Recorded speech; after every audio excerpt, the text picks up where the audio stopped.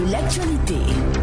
Nombreux sont les politicards. Quel est le regard que vous avez justement du contexte burkinabé en termes de liberté d'expression? On n'a jamais mené Norbert au tribunal parce qu'un article qu'il avait écrit était faux. Mais rares font de la politique. La nature est la horreur du vide. La mort du journaliste kamikaze parce qu'il a pratiquement offert sa vie pour qu'il y ait un changement. Nombreux ont de la prétention. Mais rares prennent des positions. Qui a été intermédiaire? Nombreux font des jugements. Mais rares ont la justesse. Toutes les femmes se battent autant que les hommes. Mais je dirais aussi qu'il y a des ministres hommes qui ne sont pas compétents mais qui sont là quand même. Ou bien. Mais quand l'actualité devient l'objet... Normalement, la notion bien comprise de laïcité permet un équilibre des confessions religieuses à l'intérieur d'un espace républicain. Tous deviennent sujets. Sans conscience de savoir que l'autre découle de nous, ça crée naturellement en vous un sentiment de paix et ça tue tout sentiment de guerre. Le tribunal de l'actualité, c'est du lundi au vendredi à 8h et rediffusé les mêmes jours à 22h. Le tribunal de l'actualité, c'est avec Lukman Sanfo, Bernard Boukma et Geoffroy Vaha. C'est de lundi au vendredi de 8h à 9h, simultanément sur Watt FM 100.8 et sur True TV, la télé interactive, et rediffusée à 22h. Le tribunal de l'actualité ne condamnait plus l'info sans l'avoir jugé. True TV, la télé interactive.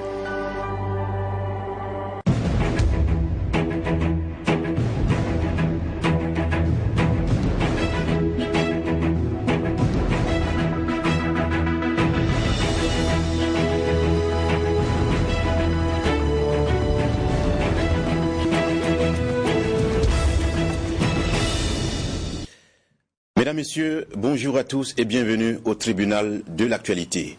Se réunir est un début, rester ensemble est un progrès, travailler ensemble est la réussite. C'est une pensée de l'homme d'affaires Henry Ford. À méditer en cette journée du 12 septembre 2019, bienvenue à cette 4e convocation de la semaine de votre émission, le tribunal de l'actualité. Vous savez, ce rendez-vous où sont jugés les faits majeurs de l'actualité entre approbation et condamnation, confirmation, vérité et dénégation. C'est un plaisir de vous retrouver. Disons bonjour au juge au siège Geoffroy Vaha. Bonjour, Président. Merci d'être sur ce plateau pour analyser l'actualité avec moi, le juge Boukma étant absent, excusez. Mesdames, Messieurs, ce matin, nous allons nous intéresser à cette actualité puisque vous savez que notre capitale Ouagadougou accueillera le 14 septembre 2019 un sommet extraordinaire de la CEDEAO sur la question du terrorisme en Afrique de l'Ouest. Il s'agit, vous le savez certainement, d'une recommandation de la dernière session ordinaire de la conférence des chefs d'État et de gouvernement de la CEDEAO qui avait lieu en juin dernier à Abuja au Nigeria. Et on apprend aussi que les propositions issues de la rencontre de Ouagadougou devraient être présentées à la prochaine Assemblée générale de l'ONU fin septembre. Donc ce matin, nous avons décidé d'aborder en amont les enjeux de cette rencontre très capitale avec en appui notre consultant des questions de terrorisme et des relations internationales, Oumarou Paul Koualaga. Bonjour. Bonjour Monsieur le Président. Bonjour juge. Bonjour. Merci de nous rejoindre et puis si le temps nous permet, nous pourrons revenir sur cette tension qui est montée encore ces derniers jours entre les deux plus grosses économies d'Afrique.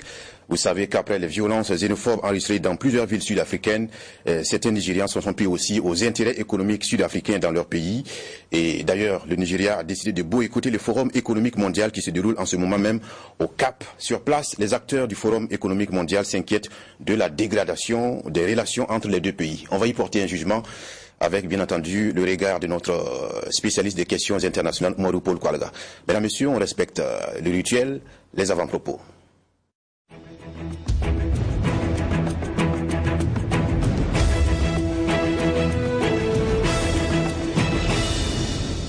Alors, un seul juge au siège ce matin, mais il a la possibilité d'aborder ces questions liées à l'actualité, puisque l'actualité est en temps pluriel. Geoffroy Vaha, vous avez la parole. Merci, Président. Moi, je vais m'intéresser à un point de presse qui est intervenu hier. Cela a été fait par des associations et syndicats de l'économie informelle qui fait un regard sur l'appel lancé notamment par l'Union d'action syndicale et d'autres mouvements pour une marche le 16 et une grève aussi donc de 24 heures. Et pour eux, cela n'est pas opportun. Ils ont partagé leur lecture, se disant que c'est pas le moment parce que pour eux, quand la pluie vous bat, il faut pas se battre entre vous et que l'heure devait être plutôt à l'unité et à voir comment est-ce que ensemble l'ennemi commun pourrait être bouté hors du Burkina. C'est une façon de voir les choses, mais il y a aussi que je pense que hier on a pu recevoir sur ce plateau aussi l'un des représentants de cette dynamique-là de vouloir donc protester le 16, qui aussi défend son point, qui pour moi aussi se comprend assez bien. À un moment donné, il faut accepter qu'il y a des gens aussi qui sont commis à la tâche, qui ont été désignés pour, sont allés à des élections, ils ont dit qu'ils pouvaient, et donc maintenant on se rend compte que ça devient un peu plus compliqué. Il y a des choix qui sont des plus critiquables et il y a une façon de gérer les choses sur lesquelles on pouvait trouver beaucoup à redire. Est-ce que être uni et être solidaire, c'est taire tout ça? C'est refuser de dire certaines vérités, c'est refuser de critiquer. Cela aussi, pour moi, ne devrait pas se voir ainsi. On peut ensemble aller dans le même sens tout en se disant aussi certaines vérités. Je pense que c'est ça le plus important. Maintenant, l'opportunité d'une grève, l'opportunité d'une sortie, c'est vrai que pour ce qui est de ces associations de l'économie informelle, il faut reconnaître que c'est eux qui participent réellement aussi de ce qu'on a comme récurrence d'arrêt de travail, grève et tout. On sait très bien que quand c'est comme ça, ça tourne au ralenti, l'économie ça ne va pas et eux, et c'est chaque soir qu'ils font les comptes. Donc quand ils ne peuvent pas déclarer leur marché, lorsqu'ils ne peuvent pas avoir certains actes administratifs, c'est clair que c'est compliqué et donc ils vivent ces choses-là assez mal. Mais je dis que à la fin, c'est qu'il y a un dénominateur commun, c'est le Burkina Faso. L'essentiel, c'est qu'on se comprenne et qu'on s'entende. Les positions, je dis toujours, sont des positions et chacun joue son rôle, espérant et ayant l'intime conviction que ce qu'il fait est bien et que c'est pour le Burkina Faso. Et je crois que c'est ça le plus important. On attendra de voir ce que le 16 donnera. On comprend le point de vue aussi de ceux qui ont fait leur sortie hier. Et je crois que c'est des fois dans leurs contradictions qu'on arrive à mieux voir. Et la pensée unique, c'est pas forcément la chose la plus importante. Et je pense que c'est des positions qui se défendent. Et nous, on est sur notre plateau du tribunal. C'est des choses qu'on analyse. Et ce que nous souhaitons pour le Burkina Faso, c'est de vite sortir de cette stupitude d'aujourd'hui, vite sortir de cette... parce que quand on se réveille chaque matin, on voit 24 morts ici, on voit des dizaines de morts ici, on voit ceci, on voit cela, militaires comme civils. C'est pas bon. C'est pas bon. D'accord. Un propos un peu plus clair. Merci de nous l'avoir partagé ce matin. Omar Paul Koualga n'a pas droit forcément à un avant-propos, mais l'occasion faisant le larron, nous allons peut-être vous arracher quelques mots quant à votre participation à la dernière conférence sur l'ATICAD. Vous y étiez en tant qu'au nom du Burkina Faso de la société civile. Qu'est-ce qu'on peut retenir comme perspective qui se dégage pour l'Afrique et le Burkina Faso? En fait, pour aller très rapidement en termes de perspective, disons d'abord que cette ICAD, effectivement, qui a réuni l'ensemble des chefs d'État et de gouvernement des pays africains, parce que c'est une participation maximale, a pour objectif stratégique d'aller vers le développement de l'Afrique avec deux dynamiques, le partenariat. C'est d'abord ça, entre les États africains et le Japon, mais un partenariat dans lequel l'Afrique doit s'approprier son développement. Je pense que ça c'est assez important. Donc on a un volet partenariat et développement par l'appropriation de l'Afrique. Disons que c'est le Japon qui est vu parce que c'était le Japon qui était à l'initiative. Donc aujourd'hui, dans ce partenariat, on a ce qu'on appelle des co-organisateurs, donc qui sont l'ensemble des acteurs au niveau multilatéral, donc notamment la Commission de l'Union africaine, on a la Banque mondiale, on a les Nations unies, et puis on a les Nations unies, la Commission de l'Union africaine, la Banque mondiale, le Bureau spécial des Nations unies pour l'Afrique. Voilà un peu ce qu'on appelle les co-organisateurs. Donc aujourd'hui, il y a des piliers qui sont dégagés, notamment 3 piliers. Un pilier qui est consacré à la paix et la sécurité, qui est assez important. C'est dans ce pilier que nous avons été cooptés pour donner un regard aussi de spécialistes, mais aussi donner un certain nombre de réflexions sur cet aspect du côté de la société civile. Donc on a un regard également sur le développement des infrastructures, parce que c'est important, développement social, développement économique et social.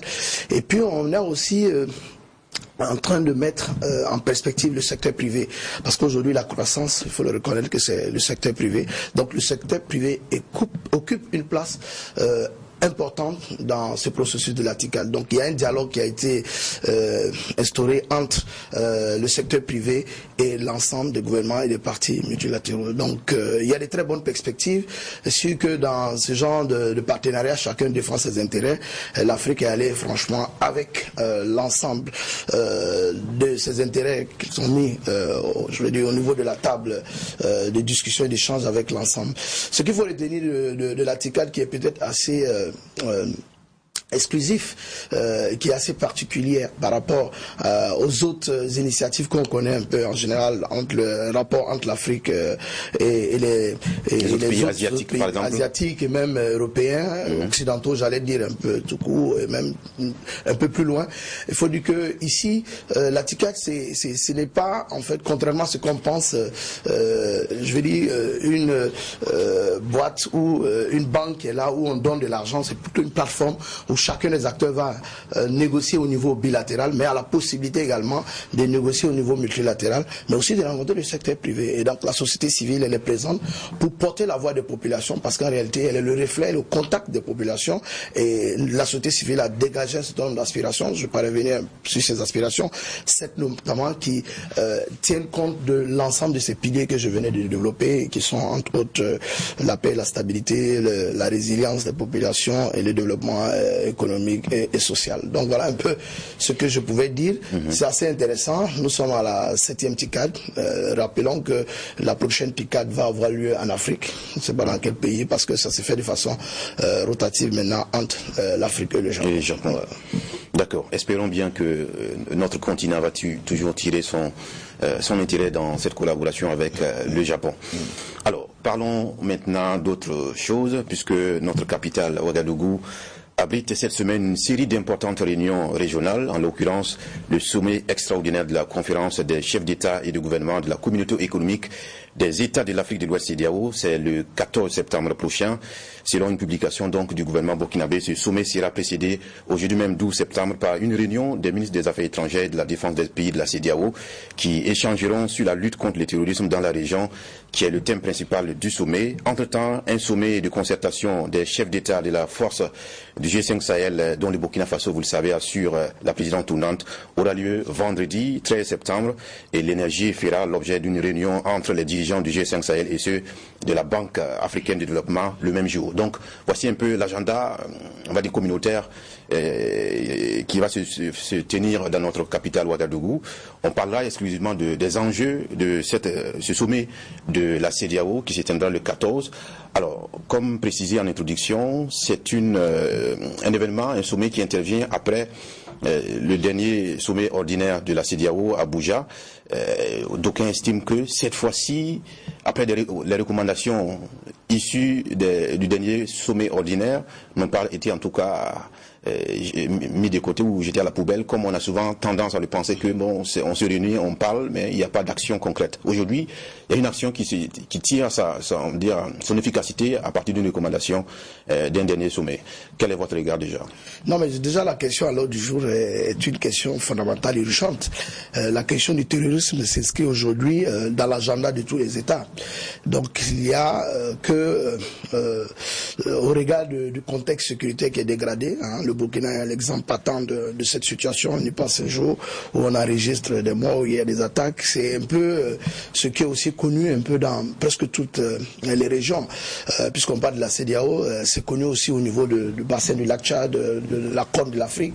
Et justement, chaque fois que les États se réunissent à l'occasion de ce nombre de rencontres, ces questions émergent. Et ce sont des questions aujourd'hui qui touchent à la paix, la stabilité, donc forcément à un impact sur le développement de ces États.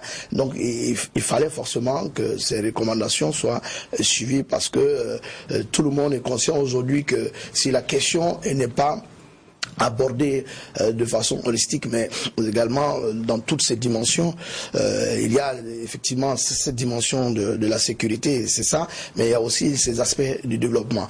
Donc la tenue de ce sommet issu de cette recommandation, pour moi, elle est justifiée et elle est opportune. Maintenant, on verra bien quels sont les grands enjeux et je vais dire en termes de stratégie, qu'est-ce qui va sortir, d'autant plus que il y a des voix, peut-être que vous allez venir là-dessus, qui s'élèvent par rapport au fait, et déjà disent que surtout au niveau de notre région sahélienne, qu'il y a un semblant d'échec par rapport à une initiative. On va revenir sur cette question précise. Donc elle est opportune. Déjà sur la pertinence de convoquer un sommet extraordinaire après le sommet ordinaire de la CEDEAO à Abuja, quelques mois après, la CEDEAO fait preuve quand même d'un dynamisme qu'on ne peut pas nier aujourd'hui.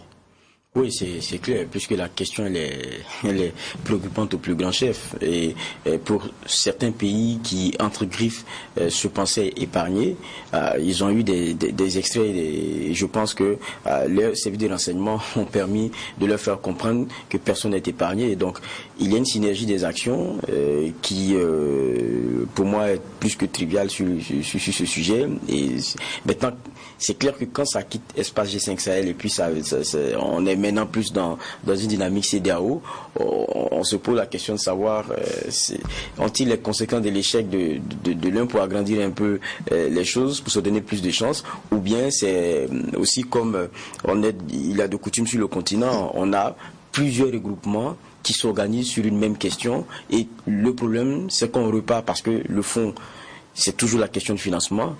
On élabore des choses dans des groupements différents, et on part vers les mêmes bailleurs, vers les mêmes pays à capacité de financement ou entités pour demander le financement des projets qu'on a ensemble retenus. Quelquefois, c'est ça qui pose aussi toujours problème. Je pense que dans le détail, c'est des choses sur lesquelles on pourra revenir. Évidemment, la question du G5 Sahel, parce qu'au départ, l'idée qui avait été vendue, c'est il faut restreindre, il faut circonscrire un peu l'action communautaire, parce que les pays concernés sont déjà connus. Et aujourd'hui, on veut élargir à 15 pays qui constituent la CEDEAO. C'est-à-dire qu'aujourd'hui, on reconnaît ou on veut donner l'impression qu'on a échoué avec le G5 Sahel? Non, je n'irai pas jusqu'à dire que c'était l'échec. En fait, c'est le constat. Hein, les faits sont là. Geoffroy le disait tantôt. À un moment donné, on a compris que la menace se déplace très rapidement et que l'ensemble des États qui sont dans la région de l'Afrique de l'Ouest sont plus ou moins concernés par cette question. Les renseignements sont assez édifiant sur la question. Maintenant, bon, à titre peut-être de pédagogie, il faut que je revienne un peu pour que les uns et les autres puissent comprendre un peu, parce que ça donne l'impression qu'il y a peut-être une cacophonie, mais c'est dans l'ordre des choses en réalité. Et je l'avais dit aussi plusieurs fois sur ce plateau que la question de la paix et de la sécurité, c'est d'abord une question éminemment qui appartient au Conseil de sécurité, donc à l'ONU. Donc tout ce qui est paix et sécurité internationale, menace, stabilité, c'est d'abord l'ONU. Ensuite, vous descendez un peu plus bas au niveau des différents continents. Donc vous avez l'Union africaine. Et l'Union africaine a une architecture de la paix et de la sécurité. Et donc tout ce que nous faisons s'inscrit dans cette architecture de la paix et de la sécurité. Et qui est là, qui justement travaille sur ces questions au niveau sécuritaire pour permettre justement au continent de vivre une certaine stabilité pour pouvoir amorcer son développement. Après, on descend au niveau des communautés économiques et régionales, donc de la CEDEAO évidemment, puisque nous sommes en Afrique de l'Ouest. Donc la CEDEAO est, on va dire quelque part, cette organisation qui est beaucoup plus opérationnel parce qu'étant plus proche de la réalité de ces différents États-là. Donc au début, il faut dire que pour qu'il y ait le G5 Sahel, il a fallu d'abord que l'ONU justement donne son aval, mais bien sûr que l'ONU d'abord autorise cela par le biais du Conseil de sécurité, ensuite que d'abord, avant tout que l'Union africaine d'abord donne son aval, ensuite la chose a été validée. Donc on avait restreint cela justement aux pays du G5 Sahel parce que partageant évidemment les mêmes réalités socio-économiques, étant dans une zone les plus fragiles et les plus vulnérables à l'époque. Mais aujourd'hui, la menace est très vite déplacée. Il faut dire que les ennemis n'ont pas fait dans la dentelle, ont commencé à menacer. Les exemples de la Côte d'Ivoire et du Bénin récemment sont assez aussi illustratifs du fait que la menace n'est plus cantonnée uniquement au niveau de la zone sahélienne. Quand vous regardez très bien, il y a des pays qui vont s'ajouter. Donc on aura au total 11 pays. Donc en plus des 5 pays, il y aura 6 autres pays. Et parmi ces 6 pays, regardez que si on regarde très bien, on a en plus des 5 du G5 Sahel, les 4 des 6, le Bénin, le Togo, la Côte d'Ivoire notamment, et le Ghana, qui sont des pays frontaliers du Burkina, font partie désormais de ce groupe élargi qui devrait surtout prendre en compte cette question. Et puis après, on a un peu plus loin le Sénégal et la Guinée qui ne sont pas aussi très loin de cette situation. Donc disons qu'on aura désormais 11 pays, mais ça reste toujours dans la vision du G5 Sahel. Il est bon de rappeler que ça aussi, ça a été dit très souvent, il y a la dimension sécurité évidemment qui urge.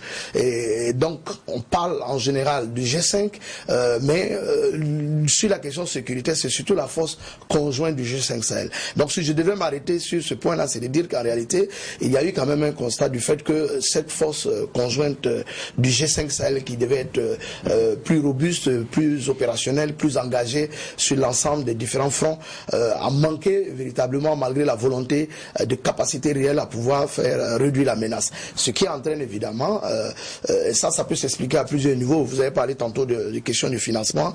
Il y a des partenaires comme la France, comme l'Allemagne qui sont au devant de cette initiative, bien sûr, avec l'Alliance Sahel au départ, mais disons aussi que ces États à un moment donné, même si ces États avaient fait des promesses, et on a entendu aussi la promesse de l'Arabie Saoudite, de d'autres pays, du Qatar, notamment pour ne citer que ces exemples-là, mais les choses et les mécanismes qui avaient mis en place on fait que entre la volonté de vouloir aider cette force conjointe et les décaissements, les mécanismes, il n'y a pas eu ces mécanismes-là qui permettaient d'aller très rapidement, et notamment les États-Unis et le Conseil de sécurité, parce que le plaidoyer notamment des chefs d'État, c'était de mettre cette force conjointe sur mandat chapitre 7 et de permettre à cette force-là d'avoir. Donc il y a eu des réticences. Aujourd'hui, je crois que le discours a changé. En élargissant le G5 aux autres pays, ça pourrait peut-être certainement faire changer la chose. Mais on reste toujours dans la dynamique, en fait, c'est les mêmes objectifs. Peut-être qu'avec la CEDEAO, la capacité de négociation avec la CEDEAO, plus les États du G5 Sahel, dont le Burkina, le leadership pour le moment, pourra certainement faire glisser les choses, faire avancer les choses. Donc l'un dans l'autre, peut-être un échec, non, il faut relativiser, mais l'ADN, le G5 va toujours rester parce qu'il y a des objectifs de développement. Et la question, par exemple, qui est inscrite sur la question de l'énergie, rentre justement dans cette initiative du G5 Sahel sur le volet développement. Donc il n'y a pas que la question sécurité, il n'y a pas que la question de la force du G5 Sahel, qui est en fait cette force qui est beaucoup attendue, qui malheureusement, au regard des insuffisances de moyens, n'arrive pas à déployer et à percuter, je veux dire, comme on le souhaitait. Geoffroy, on comprend que Oumarou Paul Koualga ne veut pas conclure à un échec du G5 Sahel, mais ça donne quand même un message, comme un message d'inefficacité, de manque de résultats ou d'opérationnalité, quand on vient avec l'idée de restreindre pour plus d'efficacité. Aujourd'hui, on veut encore faire porter la préoccupation par un regroupement sous-régional qu'est la CEDEAO. Est-ce que ce donne pas un message une sorte de rétropédalage? Rétropédalage, je pense que quand on parle de cette nouvelle offre qui devrait permettre de repousser un peu l'ennemi commun, c'est l'aspect militaire qu'on voyait. Les questions de développement, je pense que par certains canaux, c'est des choses qui ont toujours existé, qui continuent. Étant entendu que le tout militaire ne peut pas à lui seul solutionner le problème. Maintenant, pour ce qui est de cette force commune-là, qu'est-ce qu'on regarde? Il y a d'énormes difficultés. Je ne veux même pas arriver à la question des résultats. Pour moi, il y a des gros symboles. Quand on quitte son quartier général, on enlève son quartier général au front pour le mettre en pleine capitale, ça commence à devenir déjà problématique. Ça, c'était pour moi déjà un très mauvais signal. On a notre correspondant à Bamako, Brema Soulou, qui à chaque fois nous ramène des éléments. On a dit, bon, écoute, cette actualité-là, nous-mêmes, on va arrêter de partir là-dessus, parce que les jeunes de Bamako demandent toujours à ces gars-là, mais vous foutez quoi dans notre quartier? Parce que là, vous êtes en train de nous fragiliser, parce que vous êtes une cible, on sait. Et vous venez habiter avec nous, c'est nous le bouclier ou c'est quoi? Donc, vous voyez, ça ne ramène pas, ça ne rassure pas. Et puis derrière, on voit le balai de rencontres qu'il y a, comment elles sont multipliées, et la question centrale, c'est le financement. Je me demande, est-ce que, depuis le début, C'est vrai qu'il y avait la France qui chapeautait ça, qui était devant, qui négociait fort. Depuis que le mettre sous, comment c'est, l'article 7, comme vous dites, le chapitre 7. Depuis que ce n'est pas passé, est-ce que il ne fallait pas déjà commencer à tirer les leçons de ce que la question de financement allait être vraiment compliquée, parce que le mettre sous chapitre 7, c'était pour régler aussi cela. Bien sûr. C'était pour régler cela. Est-ce que ça n'augurait pas déjà de ce qu'on aurait d'énormes difficultés, et il fallait peut-être commencer déjà par être patient et régler cela? Mais on a l'impression d'avoir fait un genre de forcing. Et après, les mêmes acteurs qui disent on ne veut pas casquer pour, c'est eux qu'on vient voir pour dire financer. C'est ça la vérité aussi. C'est ça le concret. Donc pour moi, on multiplie les rencontres. Le nerf de la guerre n'est pas résolu. Donc sur le terrain, ça donne ce que c'est en train de donner. Peut-être que au regard des difficultés, on tente de rectifier le tir, mais il y a aussi que je crois qu'on ne peut pas être aussi attentiste et se dire que c'est des gens qui vont venir faire la guerre pour nous. Il faut qu'on s'organise. Maintenant, comment est-ce qu'on met tout cela en branle? Je trouve que c'est intéressant déjà que ça s'ouvre davantage. Quand vous voyez des forces comme le Ghana, je parle de forces économiques, je parle de la Côte d'Ivoire, c'est à la fois pour moi des apports intéressants, mais c'est des capacités de négociation qu'on intègre. Et pour moi, c'est des aspects aussi à ne pas négliger. Et puis, ils ne viennent pas sur la question pour nous aider. Ils sont inquiétés aussi. J'ai dit les services de renseignement, leur intime au moins de bien regarder, parce que quand c'est pas à Boaké que ça s'est passé. Quand vous prenez le cas de la Côte d'Ivoire, c'est pas à Korogo que ça s'est passé. C'est à Abidjan, c'est en bordure de mer d'ailleurs. Comme pour donner le message qu'on est jusque dans votre antre. Donc ça aussi, c'est pour moi une réalité. Mais pour ce qui est du G5 Sahel, il faut reconnaître que ça ne va pas. Donc, pour vous, il y a une prise de conscience partagée par l'ensemble des pays, mais en même temps, on a l'impression que pour ce qui est des dirigeants, ils ne savent pas sur quel pied danser. Parce qu'on a vu aussi Alassane Ouattara, au sortir de la dernière rencontre de la CEDEAO, qui avait laissé entendre que le G5 Sahel ne suffit pas. Aujourd'hui, la semaine passée, on a aussi pu lire une rencontre, le président nigérien et celui malien, qui parle de mutualisation des moyens de différents pays. On a comme l'impression qu'au-delà des actions qu'on élargit, il y a encore d'autres actions qu'on met à côté. On n'arrive pas à lire véritablement le jeu des dirigeants sur la question. Pour moi, est-ce que c'est forcément le jeu des dirigeants? Je pense qu'il y a un problème qui se pose avec l'acuité, sur lequel c'est pas une question d'être mal à l'aise, sur lequel il y a la volonté d'aller quelque part, mais c'est la question des voies empruntées sur lesquelles peut-être on ne s'entend pas. Et ça, il y a des impressions de cacophonie, mais qui pour moi sont logiques. Quand vous prenez fin décembre 2018, le Burkina et la France, sur les questions de défense, aussi signent quelque chose. Alors que le Burkina, la France et d'autres pays sont sur le même front, sur les mêmes questions de terrorisme et de renforcement pour ce qui est de l'offre en matière de sécurité dans les différents pays. Pourquoi est-ce que la France, qui vient en partenaire, ne va pas de façon plus globale avec l'ensemble de ces pays qui l'accompagnent? Voilà. Ça fait un peu cacophonie, on regarde. Ça n'est pas comprendre, oui. Oui, mais chaque pays est indépendant aussi. Et veut négocier, les réalités sont pas les mêmes en matière de besoins de sécurité. Il y a peut-être, comment dire cela, la menace qui est le dénominateur commun, qui est celui du terrorisme, mais dans chaque pays, il s'exprime de façon très différente. Quand on parlait du cas du Bénin, c'est un enlèvement, par exemple. Au Burkina, vous voyez ce qui est en train de se passer. On est passé des premières attaques et puis repliés, et pas forcément sur notre territoire, à des attaques où on cherche à savoir où ils sont sur notre territoire. Ça dit que ça a vraiment évolué. Donc les besoins sont forcément pas les mêmes, ils sont spécifiques dans chacun des pays. Donc offre globale, mais comment? En fait, il y a une équation qui est difficile et elle est tellement complexe que dans l'offre aussi, j'ai l'impression que on se perd. Quand je regarde la question de la façon dont on aborde la question du terrorisme, c'est un peu comme sur les questions de développement. Vous avez l'Iptako Gourma, vous allez avoir UMOA, ils sont là, CEDEAO, ils sont là, vous avez d'autres petits regroupements, ils sont tous sur le même chapitre du développement. Et après, quand on finit d'élaguer des plans, on repart vers la même personne qui va financer. Avec des plans, quelquefois, qui se marchent dessus, mais qui quelquefois se répètent. À la fin, comment est-ce qu'on évolue? C'est pour moi, quand je regarde, c'est un peu tout cela que ça donne. C'est vrai que nous, on nous dira qu'on est des profonds, nous on regarde du dehors, mais je pense que tout cela est destiné à quelque chose. C'est au peuple. Et qu'est-ce que aujourd'hui les populations de ces pays-là remarquent, c'est qu'en face, on a une menace qui est en train de grandir. Pendant qu'on est en train de multiplier des rencontres, pendant qu'on est en train de multiplier des conférences pour dire, bon, cette fois-ci on s'est entendu sur ici, on s'est entendu sur ça, il y a lui là qui a fait une promesse, il y a celui-ci qui a fait une promesse, mais eux, ils ne sont pas dans des promesses. Eux, chaque jour, ils sont en train de gagner du terrain. Et ça inquiète la population.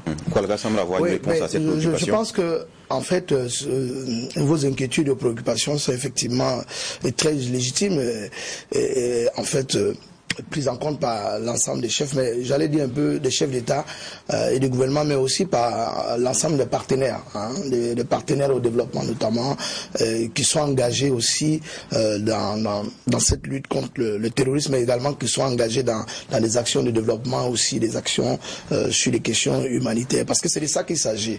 Alors, les réflexions sont menées de plus en plus, il y a des concertations avec l'ensemble des acteurs, justement sur les initiatives que vous avez évoquées, la question du Liptako Gourmand, la question du G5 Sahel, de la CDA, de l'UEMOA, qui forcément sont obligés d'intégrer la dimension de la lutte contre le terrorisme, contre la sécurité. Sinon, toutes les actions qui vont être entreprises ne vont pas connaître les résultats escomptés.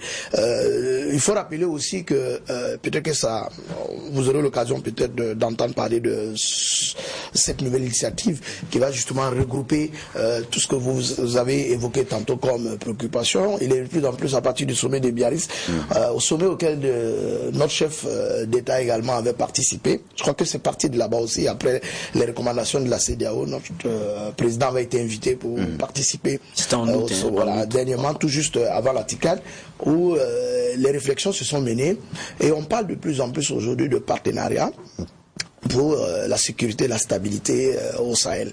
C'est de ça qu'il s'agira maintenant. Et on parlait avant de l'Alliance Sahel, où on avait l'ensemble des partenaires, des donateurs, de tout ce qu'il y a comme entité pour pouvoir faciliter les choses. En élargissant la réflexion, on s'est trouvé aujourd'hui à prendre l'ensemble de toutes ces préoccupations-là. Je crois que ça va être à l'ordre du jour, mais ça c'est au niveau des partenaires, mais ça devait intégrer l'ensemble de nos États. Pas que les chefs d'État, j'allais revenir un peu là-dessus, non pas. Ils ont une vision assez claire, pas que je suis très optimiste sur la question, ou que parce que je suis très bien cette actualité. La vision est là, mais une fois de plus, entre la vision et les capacités réelles de pouvoir arriver à ces fins, à ces objectifs, on sait qu'éternellement, le problème qui se pose, c'est les questions de ressources. Les forces sont peut-être hyper motivées, il y a eu des apports, il y a eu quand même au niveau opérationnel, au niveau de la logistique, il y a eu quand même quelques lignes qui ont bougé, mais il reste toujours que aujourd'hui, sur la question du terrorisme, c'est une menace transnationale. Il n'y a pas, je l'entends souvent aussi, l'impression que c'est une question qui doit revenir effectivement et avant tout d'abord aux États, parce que ce sont des États souverains au niveau de la sécurité intérieure, mais vous êtes obligés sur la question du terrorisme de coopérer, parce que vous seuls, même si vous avez les ressources, la preuve, même les États les plus développés sont obligés de s'appuyer, ne serait-ce que sur le plan du renseignement, par exemple sur les États qui sont moins nantis, j'allais dire aux ressources limitées. Donc,